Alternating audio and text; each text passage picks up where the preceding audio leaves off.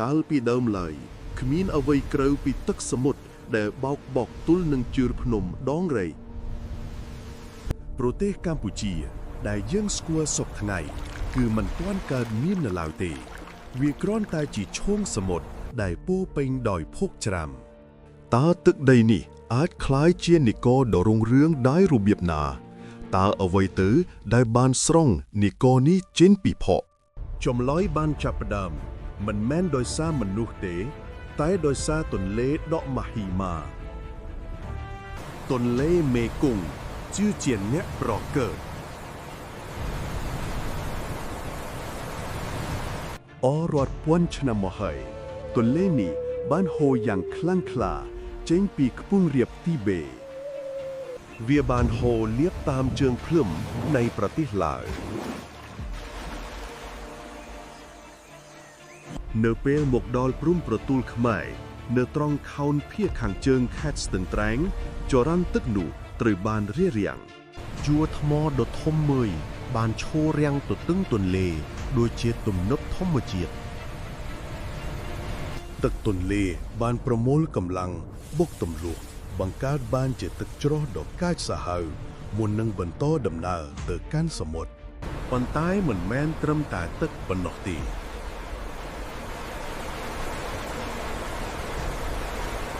ទន្លេមេគង្គបាននាំយកអំណាយដ៏មានតម្លៃបំផុតគឺដីល្បាប់រាល់រដូវវស្សាវាយក្ដីមានជីជាតិរាប់លានតោនមកចាក់បំពេញឈូងសមុទ្រដែលធ្លាប់តែលាតសន្ធឹងដល់ជើងភ្នំដងរែក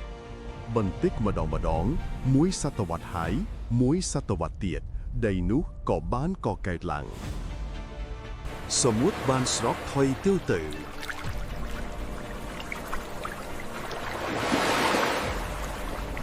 ដេសណ្ដាទន្លេមេគង្គនិងអ្វីដែលយើងហៅថាភាគខាងត្បូងវៀតណាមនិងប្រទេសកម្ពុជាបានលេចរូបរាងឡើងពីផ្ទៃទឹកវាជាទឹកដីថ្មីទឹកដីនៃភោគច្រាំទឹកដីដែលទើបនឹងកើតនៅលើទឹកដីថ្មីនេះមនុស្សក៏បានមកដល់ប្រជាជនកម្ពុជាបច្ចុប្បន្នមានឫសគល់ពីអ្នកដែលរស់នៅលើដីសណ្ដាតទន្លេមេគង្គនេះឯងគ្មាននរណាដឹងច្បាស់ថាពួកគេមកពីទីណាពិតប្រាកដទេប៉ុន្តែគេអាចសន្និដ្ឋានបានថាពួកគេនិយាយភាសាខ្មែរមុនវាជាភាសាមួយដែលត្រូវបានគេនិយាយនៅទូទាំងអាស៊ីអាគ្នេយ៍លើកោះនានាក្នុងមហាសមុទ្រប៉ាស៊ីហ្វិកនៅសូម្បីតែនៅតំបន់ខ្លះនៃប្រទេសឥណ្ឌាពួកគេរស់នៅដោយចុះសម្រុងនឹងធម្មជាតិដ៏សើមនេះពួកគេចេះចិញ្ចឹមជ្រូកនិងក្របីតាំងពីយូរលង់ណាស់មកហើយពួកគេធ្វើកសិកម្មដោយការដុតព្រៃធ្វើចំការដាំស្រូវដាំដំឡូងពួកគេបរបាញ់សត្វដើម្បីបន្ថែមជាអាហារដោយដែលបងប្អូនជនជាតិនៅអ៊ីសានសពថ្ងៃកំពុងធ្វើពួកគេរស់នៅក្នុងពិភពមួយដែលព្រំដែនរវាងទឹកនិងដីមិនច្បាស់លាស់តំបន់នេះហាក់ដូចជានៅកណ្ដាលសមុទ្រ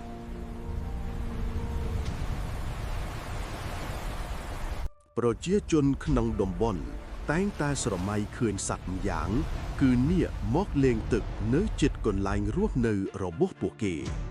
ដោយសារតែការស្រមិលស្រមៃនេះហើយទើបពួកគេដាក់ឈ្មោះទឹកដីរបស់ខ្លួនថានគរស្ដេចនាគវាជាពិភពនៃព្រលឹងនៃធម្មជាតិនិងនៃទឹកប៉ុន្តែពិភពលោកខាងក្រៅកំពុងតែមានចលនានៅដើមសម័យគ្រិស្តសករាជឈ្មួញនិងនាគផ្សងព្រេងឥណ្ឌាបានចាប់ផ្ដើមមកដល់ពួកគេមកតាំងលំនៅឬធ្វើចំនួនតាមបណ្ដោយឧបទ្វីបឥណ្ឌូចិនអ្វីដែលជំរុញពួកគេគឺបច្ចេកវិទ្យា ការអភិវឌ្ឍផ្នែកនាវាចរជាពិសេសការរកឃើញនៅខ្យល់មូសុងនិរតីនិងអេសាននិងការរីកចម្រើននៃនាវាធំអាចធ្វើដំណើរឆ្លងសមុទ្រជ្រៅបានជំរុញចលនានេះកាន់តែខ្លាំងនៅពេលនោះឥណ្ឌានិងចិនមានទំនាក់ទំនងពាណិជ្ជកម្មយ៉ាងសកម្មទឹកដីដែលទើបនឹងកើតនៅចុងឧបទ្វីបឥណ្ឌូចិននេះបានក្លាយជាទីតាំងយុទ្ធសាស្ត្រវាជាចំណតដ៏សំខាន់សម្រាប់នាវាឥណ្ឌានិងចិនចូលចតមុននឹងបត់ចូលឬចេញពីសមុទ្រចិនខាងត្បូងវាក៏ជាច្រកទ្វារនៅក្នុងនាំយកផលិតផលពីក្នុងស្រុកកម្ពុជាឬវៀតណាមទៅលក់នៅខាងក្រៅពួកឥណ្ឌាទាំងនោះបានមកដល់ពួកគេមានគ្នាច្រើនឡើងពួកគេចាប់ផ្ដើមពង្រឹងឥទ្ធិពលរបស់ខ្លួនដោយរៀបការជាមួយកូនចៅអ្នកស្រុកបន្តិចម្ដងពួកគេក៏បានរៀបចំខ្លួនតាមគំរូរដ្ឋប៉ុន្តែពួកគេមិនត្រឹមតែនាំមកនៅទំនិញទេតាមរយៈច្រកទ្វារនេះក្រុមជនជាតិឥណ្ឌាបានចូលមកប្រទេសកម្ពុជាដើម្បីផ្សព្វផ្សាយជំនឿសាសនាពួកគេនាំមកនូវព្រហ្មញ្ញសាសនាដូចជាការគោរពព្រះសិវៈនិងព្រះវិស្ណុហើយពួកគេក៏នាំមកនូវព្រះពុទ្ធសាសនាផងដែរទឹកដីនៃនគរស្ដេចនាគពេលនេះបានត្រៀមខ្លួនរួចរាល់ក្នុងការផ្លាស់ប្ដូរដ៏ធំមួយរឿងព្រេងមួយបានកើតឡើងដើម្បីពន្យល់ពីការផ្លាស់ប្ដូរនេះគេដំណាលថាថ្ងៃមួយមានព្រះមន្តឥណ្ឌាម្នាក់ឈ្មោះកៅតិញ្ញីក្រោយមកគេដឹងថានៅប្រហែលឆ្នាំ50នៃគ្រិស្តសករាជពិតជាមានគ្រូសាព្រាហ្មណ៍ដ៏មានឥទ្ធិពលមួយនៅឥណ្ឌាខាងជើងដែលមានឈ្មោះកៅឌិនមែនកៅឌិនបានជិះទូកមកដល់មាត់សមុទ្រនៃនគរស្ដេចនាគនគរនេះស្ថិតនៅលើដីសណ្ដាតទន្លេមេគង្គដែលជាទឹកដីនៃភូមិនៅទឹកបុត្រីរបស់ស្ដេចនាគព្រះនាមលាវយីបានឃើញទូកចម្លែកនោះដោយចិត្តក្លាហាននិងចង់ការពារទឹកដីព្រះនាងក៏បានឡើងលើទូកក្នុងបំណងចង់បណ្ដេញជនបរទេសនោះចេញប៉ុន្តែកៅអ៊ុនឌិនមិនមែនជាឈ្មួញធម្មតាទេគាត់មានធ្នូទីប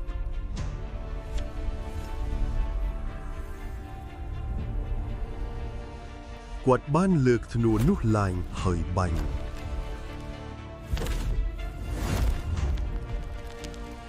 ព្រួយនោះបានធ្វើឲ្យព្រះនាងនាគភ័យខ្លាចជាខ្លាំងអំណាចឬបច្ចេកវិទ្យាថ្មីនេះខ្លាំងលើសពីអ្វីដែលព្រះនាងធ្លាប់ស្គាល់ព្រះនាងលាវយីក៏បានយល់ព្រមចុះចាន់ហើយយល់ព្រមរៀបអភិសេកជាមួយប្រាហ្មណ៍នោះមុនពេលរៀបអភិសេកមានពិធីដ៏សំខាន់មួយបានកើតឡើងកៅអ៊ុនឌិន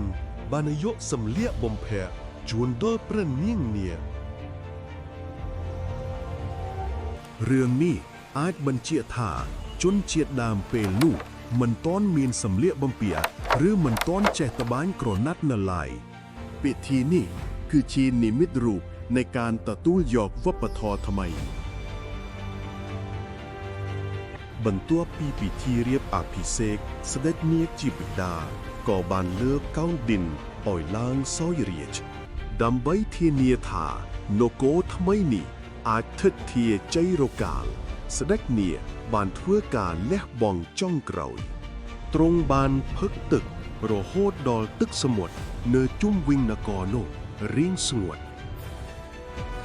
ទឹកដីក៏បានពង្រីកធំធាត់ឡើង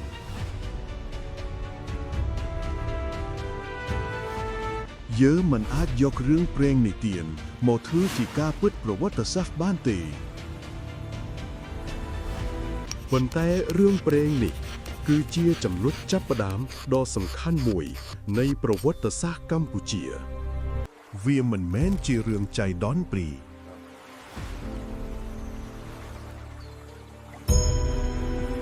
អាពីពីពីរវាងលីវីនិងកៅអ៊ីនឌីនគឺជានិមិត្តរូបវាជានិមិត្តរូបនៃការរៀបការរវាងវប្បធម៌ដើមតំណាងដោយលីវីយីនាគ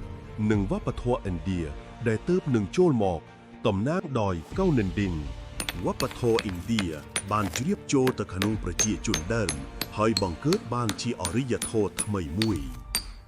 អរិយធម៌នោះគឺអរិយធម៌ខ្មែរ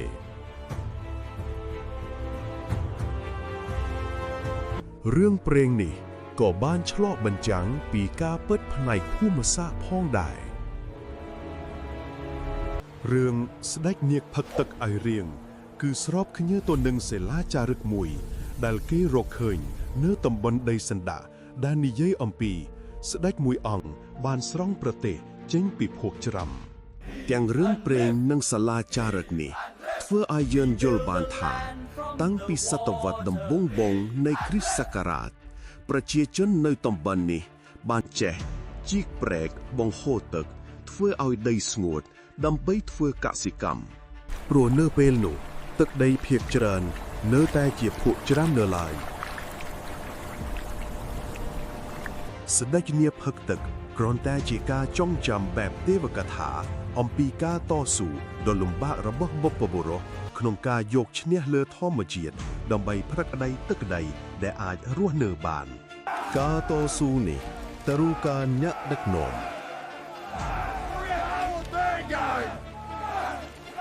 ការប្រមូលកម្លាំងមនុស្សដើម្បីជីកព្រែកបង្ហូរទឹកមិនមែនជាការងារតូចតាចទេវាត្រូវការរៀបចំកម្លាំងមនុស្សពីភូមិជាច្រើនអ្នកណាប្រកាសជាប្រមូលและដឹកនាំកម្លាំងមនុស្សឲ្យធ្វើការងារនេះបានអ្នកនោះប្រកាសជាទទួលបានការគោរពស្រឡាញ់ពីប្រជាជនអ្នកនោះនឹងមានឥទ្ធិពលហើយคล้ายជាអ្នកដឹកនាំយើងអាចនិយាយបានថាពួកគេគឺជាអ្នកដឹកនាំសហគមន៍ភូមិនេះហើយជាកំណើតដំបូងនៃរដ្ឋវាមិនទាន់មែនជារដ្ឋដ៏រឹងមាំដូចសម័យក្រោយទេ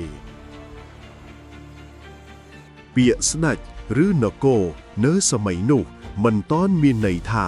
ជាការគ្រប់គ្រងដ៏រឹងមាំទេប៉ុន្តែវាជាការចាប់ផ្ដើម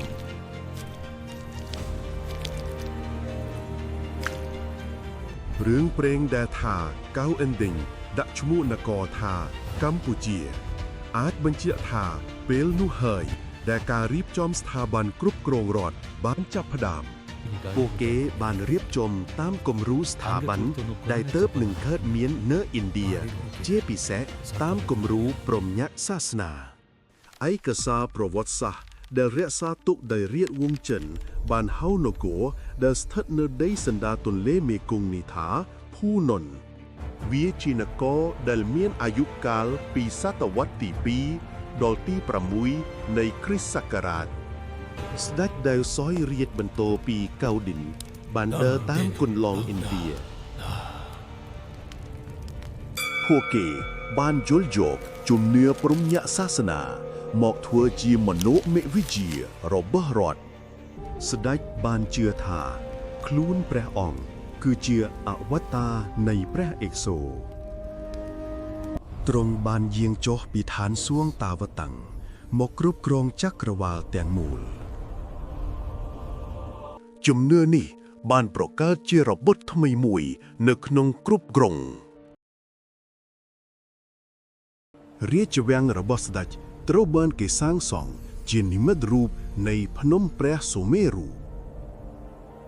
ហើយស្ដេចក៏បានតាំងខ្លួនព្រះអង្គជាស្ដេចភ្នំជំនឿស្ដេចភ្នំនេះហើយ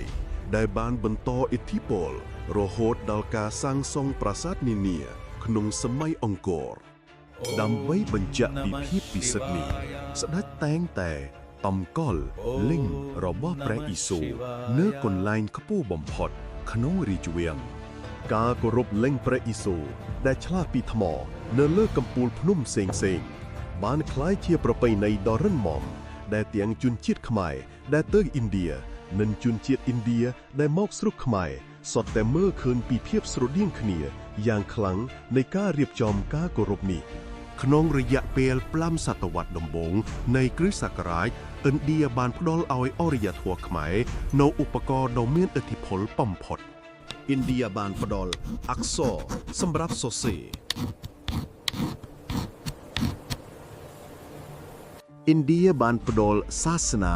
ព្រហ្មញ្ញសាសនាជាមនោដគមវិជ្ជា